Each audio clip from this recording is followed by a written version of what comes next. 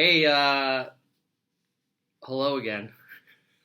I'm here at work, but I've got like 9 minutes until my first meeting. So I was talking to my friend Easy. Hello. He's from the Zurich Life Channel. It's kind of like a collab. So Easy, I'll put you on camera too. Okay. So you recommended to me the Apple Watch. Mm-hmm. What was your? What did you think about it when you? What do you tell people when they ask you about it? That it's still not fully there yet, but in terms of notifications, tracking workouts, and yeah, that's pretty much those two things. Yeah, I think you it's were really you good. weren't blown away by it. You were like, it's... I'm usually like an early adopter Yeah. in many things, and I bought the first one, and I think the speed of the processor wasn't very good. Mm-hmm. The responsiveness. Yeah, you used to open an app and it took like 2 minutes to load, so it was actually easier to pull up your phone and open the app. But then with the Series 2, with the dual core processor and GPS and everything, I think it finally makes sense. I think to buy one.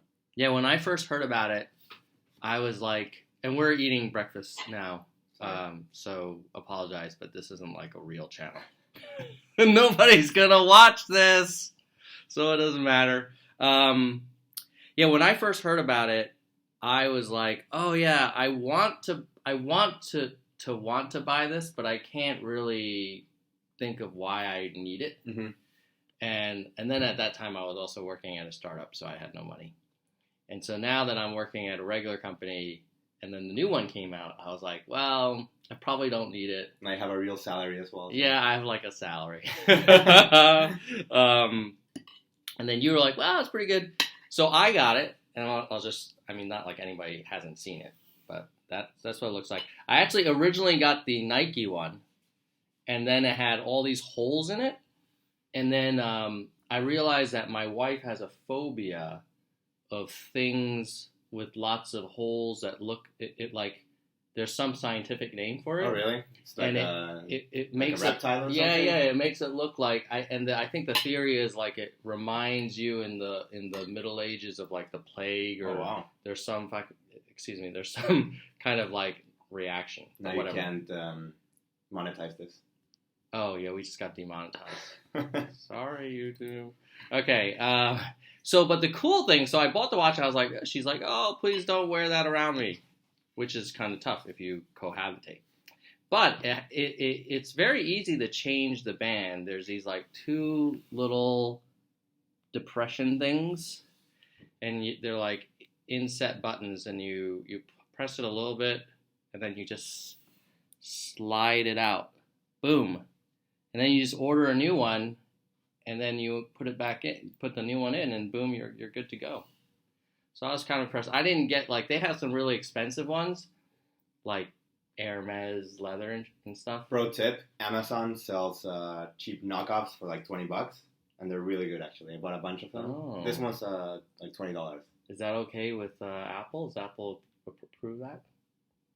They probably don't like that. Gotta go. Yeah, sorry. We're going to get demonetized by Apple. Actually, the funny thing is the person who recommended this to me was Yeah. an Apple Store genius. Really? Yeah. Well, he should be fired. But apparently, yeah, so I guess there's... But the other point I would make is, like, why would you get, like, a Hermes leather band for your freaking iPhone watch or iWatch? I mean, there used to be... The previous generation used to have the Apple Watch edition or something. Yeah. I forgot the name. It was like $15,000. No, that's not like a whoever good choice. bought that should be complaining. Bad now. choice. Yeah. Bad. Or you're just insanely wealthy. I mean, Yeah. probably. Has to Yeah. be like Beyonce or something like that. And you just, like, throw it away and give it to, like, your Dog. bodyguard or some shit. Yeah. So, we just got demonetized again. All right. So, okay. So let's talk about, let me give you my thoughts on this watch. So the first thing is I am a big fan of this modular face design. So there's different kinds of designs, but I'll show you some.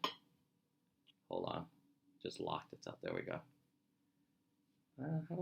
How do I change the face design? I have to unlock it, maybe? Mm-hmm. It keeps unlocking because it's off my hand. And then do I swipe? Oh, great. So this is This is kind of looks interesting. It's like an analog, but then like, well, then why did you buy this thing? I just don't understand that. This is a butterfly. I guess it's okay. Whoops, that's my email. That's cool because I have the Gmail app. This is a thing of the Earth. In case you didn't know what that planet was. I don't know what that is. Sun, maybe? Pictures. Whatever. So there's a bunch of them. But my advice is to go with the modular. Now, I'll tell you why I like the modular. I know you don't like the modular easy, but we'll talk about yours. The modular has like, it's very information dense. So you got the time, the day of the month. I hope that in the video it's like legible, not inverted. They don't have to like hold a Da Vinci mirror to it. Whatever. It's not a real channel. It has a day of the month, the time, the day of the week. The day of the week is very important, in my opinion. Your weather, your temperature, and then it has this safety thing where if it detects it's not on your wrist, it keeps locking. Any messages, your activity, which is like kind of a Fitbit kind of feature, and then your calendar. And then if you tapped on this, it would actually show you the events and stuff. I like that. You don't use the modular? No, I use the, I think it's called Simple. I don't know if you can see it here. Oh, why the hell would you do that? Because you can actually have the same information, but actually... How do you have that information?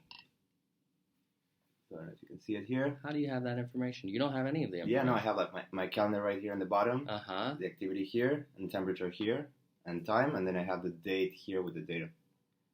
Oh. It says Friday night. Wait. Do you have messages? Do you have a quick link to your message? No, but I rarely use that feature, messages. I mean, I read my Do you have the high and low temperature? No. Yeah. Do you know if it's sunny or not? Nope. But yeah. No. Incorrecto. I can look outside and be like, it's sunny. Well, then you don't need to watch. You can look at the sun and know it's the daytime. All right, so the good news is, like, you can choose. Sometimes if I'm in a different mood, like when on the weekends, I put the Mickey Mouse one because I'm thinking, like, hey, I don't want to think about work. I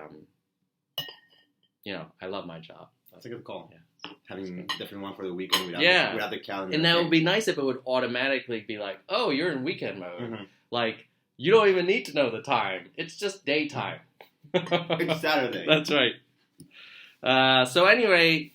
My summary for the Apple Watch is that it's not crucial, it's not a lifesaver, but the things I like most are I have a lot of meetings in the daytime, so it's always nice to be able to not have to pull out your phone, open it, and see what the next meeting is. I also like having